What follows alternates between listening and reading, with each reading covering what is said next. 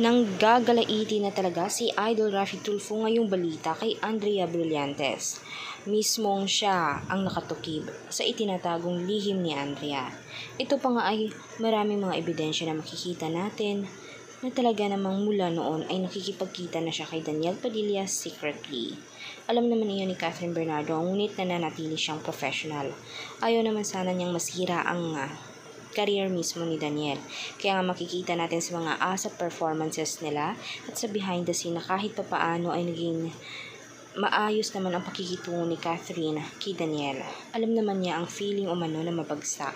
Kahit papaano sa loob mismo ng 11 years ay minahal niya ng totoo ang kanyang jowa na si Daniel Padilla. Kahit naman minsan ay nasakitan na niya ito. Ilang beses na umano ika ni Catherine. Pinapalagpas lamang niya dahil nga mas matimbang umano ang pagmamahal niya kay DJ kumpara sa mga kasalanang nagawa niya. Dahil inaakala naman talaga niyang magbabago pa at tuloy-tuloy naman talaga ang pagbabago niya. Ngunit itong nakakasirang imahe mismo ni Andrea Brillantes ay talagang bumigay ng atensyon sa lahat ng mga manonood at lahat ng mga fans ni Catherine. Kaya nga ang mga fans ni Catherine ay naging bashers mismo ni Andrea na tinatawag niya pang kuya-kuya itong si DJ.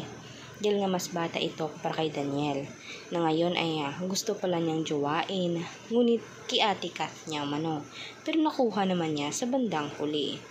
Kaya ngayon mananatiling friends lamang ang Kathniel at mananatiling issue din sa lahat ang pakiki-apid mismo o sadyang pagiging third wheel ni Andrea Brillantes sa relasyong Kathniel. Kaya sa more balita, tutukan at mag-subscribe, i-like ang video at i-share.